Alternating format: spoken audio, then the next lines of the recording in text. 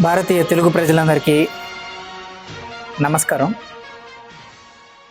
పాకుడురాళ్ళు సిరీస్లో ఎపిసోడ్ 1 గురించి మనం ఈరోజు మాట్లాడదాం.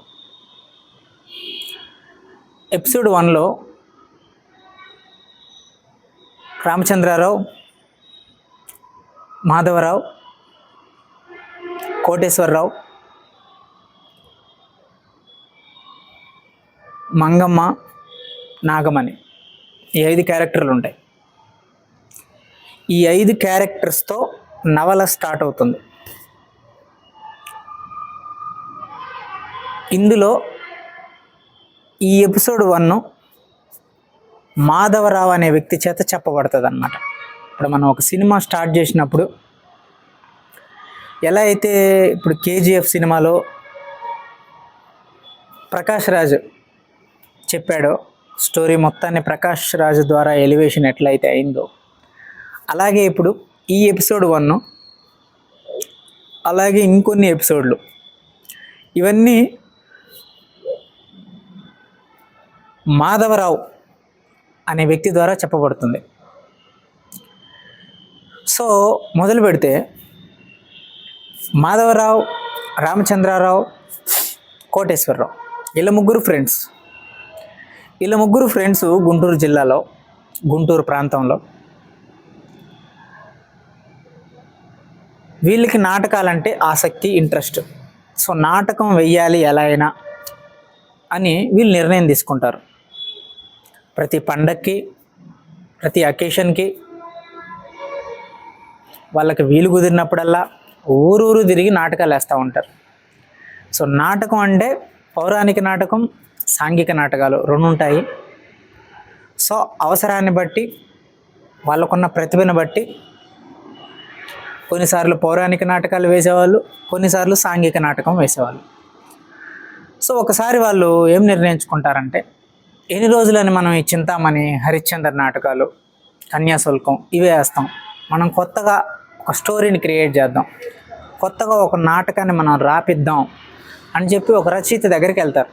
నాటకాలు రాసే రచయిత దగ్గరికి వెళ్ళి అతనికి చెప్తారు, బాబు ఒక నాటకం రాయాలి నువ్వు. సో స్టోరీ ఏం లేదు, ఊర్లో ఒక భూస్వామి ఉంటాడు, ఆ భూస్వామికి ఒక కూతురు ఉంటుంది. ఆ కూతురిని ఆ ఊర్లో డబ్బు లేకుండా ఒక సాదాసీదా పేదరికంలో ఒక కూలి పని చేసుకునే వ్యక్తి వాళ్ళ అమ్మాయిని ప్రేమిస్తాడు. ఆ విషయం వాళ్ళ నాన్నకి నచ్చదు. దీనివల్ల వాళ్ళిద్దరి మధ్య గొడవలు అనేవి జరుగుతాయి. ఈ బేస్తో నాటకం అనేది జరగాలి, కథ రాయి బాబు దీని గురించి నువ్వు అని చెప్పేసి ఆ నాటకం రాసే రచయితకి నాటకం ఎలా ఉండాలనే ఒక కోర్ పాయింట్ని మన రామచంద్రారావు, మాధవరావు, కోటేశ్వరరావు ఇలా ముగ్గురు స్నేహితులు సలహా ఇచ్చి వస్తారు. దానికి ప్రజా విజయం అని పేరు పెడతారు. సో ప్రజా విజయం అని పేరు పెట్టి, సో ఆ నాటకంలో ఎన్ని పాత్రలు ఉంటాయో అన్ని పాత్రలకి ఎవరెవరు ఏ పాత్ర పోషించాలో నిర్ణయం తీసుకొని వాళ్ళందరినీ రిహర్సల్ దగ్గరికి రమ్మంటారు. రిహర్సల్ చేయడానికి అంటే ప్రాక్టీస్ చేయడానికి. సో నాటకం అనేది ఎప్పుడు కూడా ఒక షార్ట్ ఫిలిం లాంటిదే. స్కూల్లో కానీ కాలేజీలో కానీ మనం ఒక చిన్న స్కిట్ వేస్తాం కదా, స్కిట్ వేసేటప్పుడు ముందు ఎట్లయితే ప్రాక్టీస్ చేస్తామో సాంఘిక నాటకాలు వేసేటప్పుడు కూడా ముందు వాళ్ళు ప్రాక్టీస్ అవుతారు. డైలాగ్స్, డిక్షన్ ఎలా ఉండాలి, ఎట్లా ఉండాలి అని. ఎందుకంటే అది కొత్త నాటకం కాబట్టి దాన్ని ముందు బాగా ప్రాక్టీస్ అయిన తర్వాత దాన్ని ఒక ఊర్లో ఒక డేట్ అనౌన్స్ చేసి స్టేజ్ మీద ప్రదర్శిస్తారు. సో రిహర్సల్ చేయడానికి అందరూ వస్తారు. సో ఆ రిహర్సల్లో జరిగేటప్పుడు సో మాధవరావు మెయిన్గా డైరెక్షన్ చేస్తాడు ఈ నాటకానికి. సో కొత్త నాటకం కాబట్టి ఎవరెవరు ఏ డైలాగ్స్ చెప్పాలి, ఎట్లా చెప్పాలి, ఏంటి అనే ఈ కన్ఫ్యూజన్లో, ఈ సందిగ్ధతలో ఆ రోజు రిహర్సల్స్ అనేవి సరిగ్గా జరగవు. ఒక 8 మంది ఉంటే 1 by 1 ఒకరి డైలాగ్ తర్వాత ఒకరి తర్వాత ఒకరు వచ్చేటప్పటికి 8వ వాడికి చాలా లేట్ అయింది. 2వ రోజు కూడా అట్లనే అవుతుంది. సో 2వ రోజు అలా అవ్వటం వల్ల ఈ స్నేహితుల్లో ఒక వ్యక్తి కోటేశ్వరరావు అంటే అడుగుతాడు అనమాట, ఇట్లా ఎన్ని రోజులు ఉండాలి మేము, టైం ఎంత అవుతుంది పొద్దునంతా పని చేసుకొని వస్తాం మేము, సాయంత్రానికల్లా కొంచెం పడుకోవాలి కదా టైంకి, లేకపోతే పొద్దున్నే పనికి వెళ్ళలేము అని అంటాడు. అంటే దానికి రామచంద్రరావు అంటాడు, మరి మనం నాటకం వేయాలంటే రోజంతా కష్టపడాలిగా, రోజంతా కష్టపడుతున్నావు కరెక్టే, మనం నైట్ అంతా కష్టపడి రిహార్సల్ చేయాలి కదా అని చెప్పేసి దానికి సమాధానం చెప్తాడు కోటేశ్వరరావుకి. సో కోటేశ్వరరావుకి ఈ సమాధానం నచ్చదు. నువ్వు ఇలా రోజు అర్ధరాత్రి వరకు రిహార్సల్ చేస్తానంటే నీకేంటి, నువ్వు డబ్బున్నవాడివి, నీకు సంపాదించి పెట్టే ఒక నాన్న ఉన్నాడు, సంపాదించి పెట్టే కొడుకు ఉన్నాడు. అంటే వాళ్ళ నాన్న ఒక, ఈ రామచంద్రరావు వాళ్ళ నాన్న ప్రభుత్వ ఉద్యోగి, సో కొన్ని ఆస్తులు ఉండొచ్చు. అలాగే రామచంద్ర వాళ్ళ కొడుకు కూడా డబ్బు సంపాదిస్తాడు. సో నీకు సంపాదించే కుటుంబం ఉంది కాబట్టి నీకు ఇబ్బంది లేదు, మాకు అలా కాదు కదా అని అంటాడు. సో దానికి రామచంద్రరావుకి ఆ ఆన్సర్ నచ్చదు. సో నువ్వు ఇట్లాగే ప్రతిరోజు వచ్చి సందేహాలు చెప్పి నేను ఉండను అని కనుక నువ్వు అనుకునేటట్టయితే, నువ్వు ఉండకపోవడం వల్ల ఈ నాటకం ఆగటం అనేది జరగదు, నువ్వు వెళ్ళిపోవాలనుకుంటే వెళ్ళిపో అని అంటాడు రామచంద్రరావు. సో ఆ మాటలకి కోటేశ్వరరావు వెళ్ళిపోతాడు. ఆ నాటకం ఇంక నేను ఇందులో పార్టిసిపేట్ చేయను అని చెప్పేసి వెళ్ళిపోతాడు. వాళ్ళిద్దరి మధ్య జరిగే గొడవని మాధవరావు ఆపటానికి ప్రయత్నిస్తాడు, కానీ అయినా సరే వాళ్ళిద్దరు విడిపోతారు. విడిపోయి కోటేశ్వరరావు వెళ్ళిపోతాడు. సో తర్వాత రోజు రిహర్సల్కి రామచంద్రరావు ఇద్దరు ఆడవాళ్ళని తెస్తాడు సిటీకి వెళ్ళి. ఎవరు ఆ ఇద్దరు ఆడవాళ్ళు అంటే, ఒకరు నాగమణి, రెండు మంగమ్మ. సో నాగమణి మంగమ్మ ఎవరంటే ఈ నాటకంలో స్త్రీ పాత్రలు వేసేవాళ్ళు.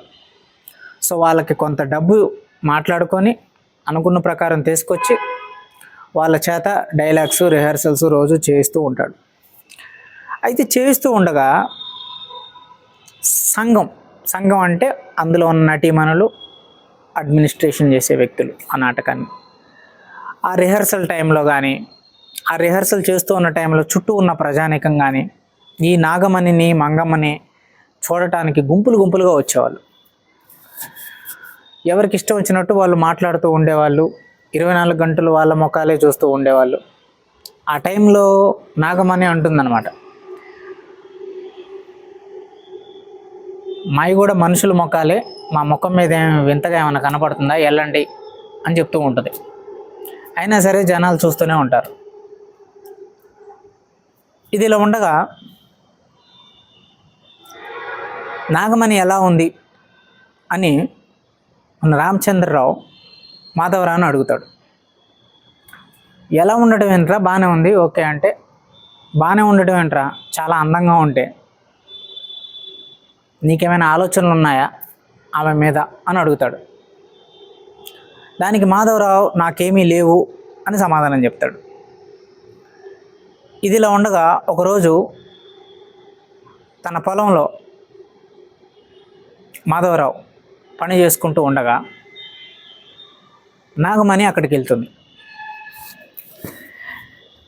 వెళ్ళి, నాకు చాలా కష్టం వచ్చి పడిందండి, నాకు కొంత డబ్బు కావాలి, ఒక 200 రూపాయలు మీరు ఇస్తే మీ కష్టాన్ని నేనేమి ఉంచుకోనులేండి, మీ రుణం నేనేమి ఉంచుకోను, నేనున్నాను, చేతిలో పిల్ల ఉంది, చేతిలో పిల్ల అంటే మంగమ్మ, నేను ఉన్నాను, చేతిలో పిల్ల ఉంది, మీ రుణం ఏమి మేము తీర్చుకోకుండా ఉండవులే అని అంటుంది. ఈ డైలాగు వాస్తవానికి నాకు పలానా రోజు డబ్బు వస్తుంది, పలానా 30వ తారీఖు డబ్బు వస్తుంది, లేకపోతే ఈ నెల చివరికి డబ్బు వస్తుంది, అప్పుడు నీ అప్పు తీర్చుకుంటానులే, నీ రుణమే ఉంచుకోనులే అంటాం మనం సహజంగా. కానీ అక్కడ నాగమణి ఆమె క్యారెక్టర్, ఆ డైలాగ్ ఆమె ఏం మాట్లాడింది, నేనున్నాను, చేతిలో పెళ్ళి ఉంది, మీ రుణం ఎలా అయినా తీర్చుకుంటాంలే సమయం వచ్చినప్పుడు అంటుంది. అది మన మాధవరావుకి ఆ డైలాగులో ఉన్న అంతరార్థం అర్థమవుతుంది. కానీ మాధవరావు బేసికల్గా కొంచెం గుడ్ నేచర్ ఉన్న వ్యక్తి. సో అక్కడ రాస్తాడు డైలాగ్ ఏమని అంటే, ఆ తర్వాత ఆమె నా చేతులను మెల్లగా పట్టుకుంది, కానీ నేను విడిపించుకున్నాను, తర్వాత ఒక 2 చేష్టలు చేసింది, అది ఏమిటి అనేది ఇక్కడ చెప్పడం అనవసరం అని రాస్తాడు అనమాట మాధవరావు. సో రాసిన తర్వాత ఆమె అక్కడి నుంచి వెళ్ళిపోతుంది.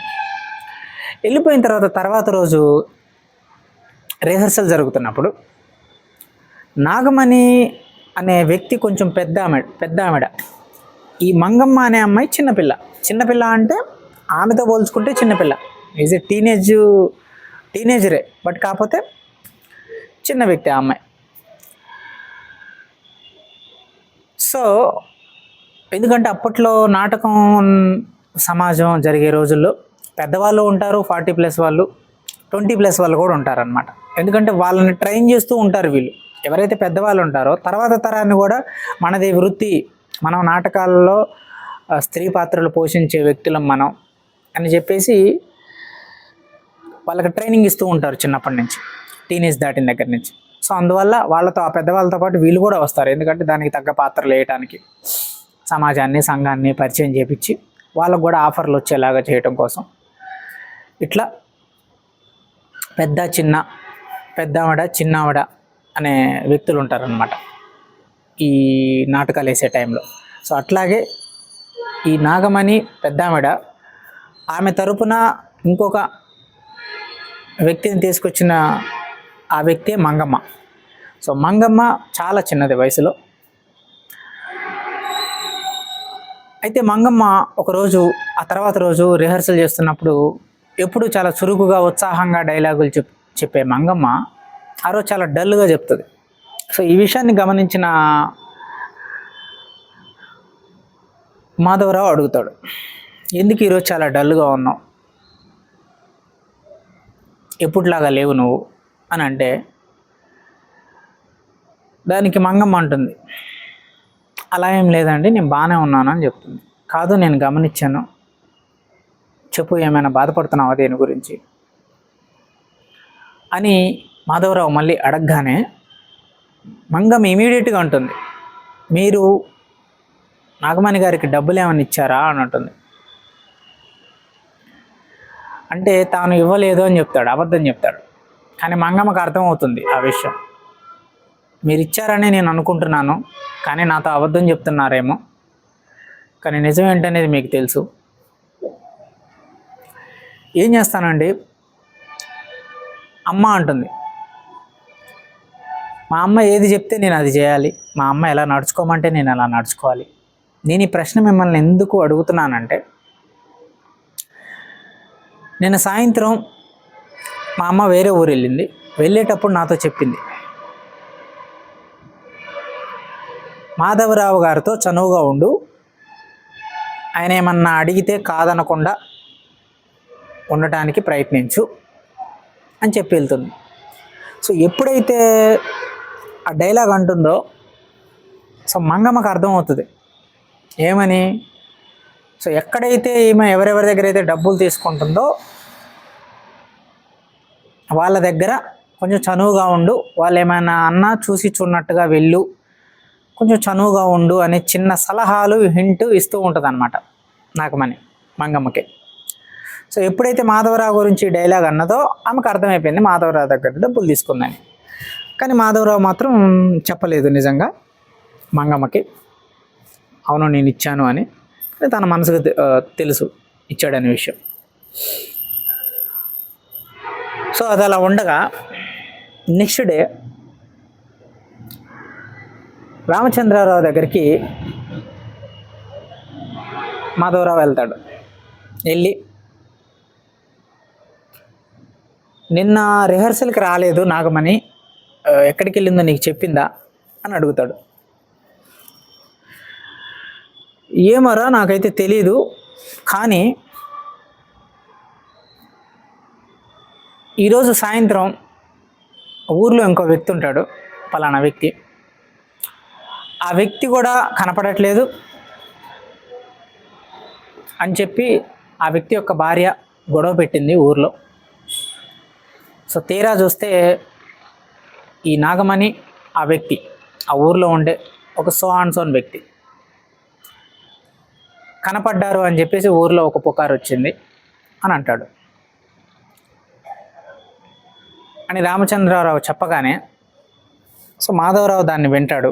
విన్న తర్వాత రామచంద్రరావు అడుగుతాడు, నీకు కూడా ఇట్లాంటి కోరికలు ఏమైనా ఉన్నాయారా చెప్పు అని అంటే, అట్లా ఎట్లా రా, అలా ఎలా మాట్లాడుతున్నావు, మనం ఇక్కడ ఒక క్రియేటివ్ జాబ్ చేస్తున్నాం, మనం ఒక నాటకాన్ని నడిపించాలి అని అంటే అందులో పాత్రలు, అందులో ఆ పాత్ర తాలూకు లక్షణాలు, వాళ్ళు మాట్లాడే భాష, వాళ్ళు మాట్లాడే డైలాగ్స్, ఇదంతా ఒక కలరా, ఇలాంటి ఒక కళారంగంలో ఇట్లాంటి ఆలోచనలు ఎట్లొస్తాయి నీకు, నాకు ఆ ఇంట్రెస్ట్ ఏం లేదు అని అంటే, నీకు ఇంట్రెస్ట్ ఉంటే చెప్పురా నేను మాట్లాడతాను, అయినా ఏముందిరా వాళ్ళు మొహానికి రంగు పూసుకొని నాటకాలు వేసుకునేవాళ్ళు, మనకు అవసరం ఏమైనా ఉంటే మన అవసరాలు తీరుస్తారు, మనం డబ్బు పడేస్తాం, మన కుటుంబాలు మనకు ఎలాగో ఉన్నాయి కదా, వాళ్ళ వీధి నాటకాల్లో, సాంఘిక నాటకాల్లో పాత్రలు పోషించే నటీమణులు వాళ్ళు, వాళ్ళకి మనం అంత విలువిచ్చి కుటుంబానికి ఇస్తున్నంత విలువ, కుటుంబంలో వ్యక్తులకి ఇస్తున్న విలువ, సమాజంలో సామాన్య వ్యక్తులకి ఇస్తున్నంత విలువ వాళ్ళకి ఇవ్వాల్సిన అవసరం లేదు, నీకు ఎప్పుడైనా ఏమైనా అనిపిస్తే నాకు చెప్పు అంటాడు.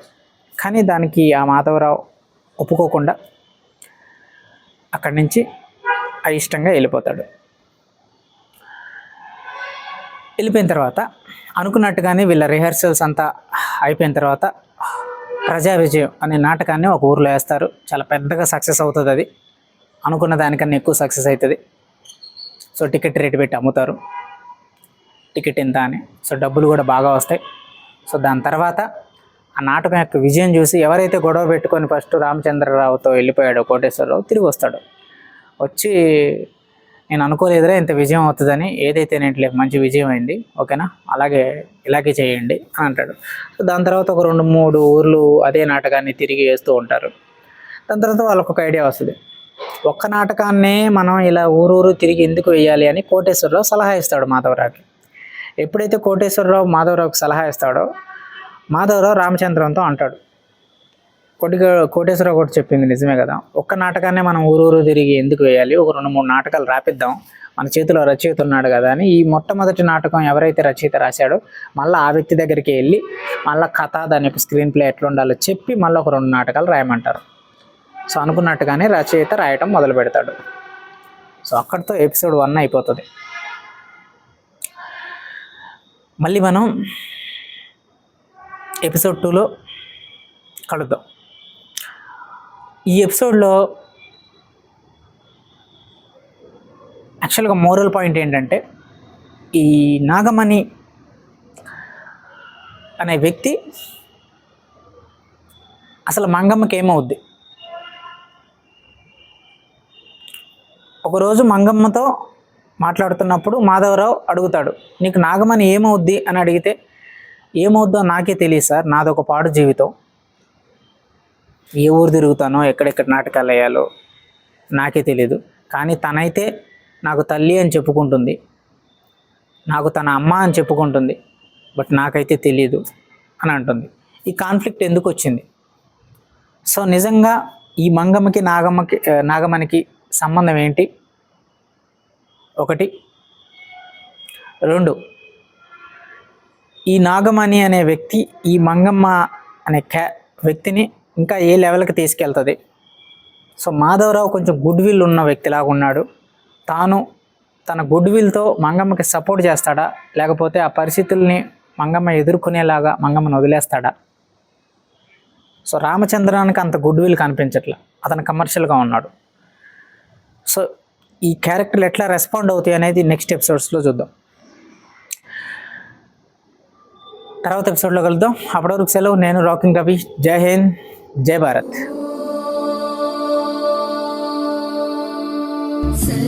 सर्वेषां स्वस्तिर्भवतु.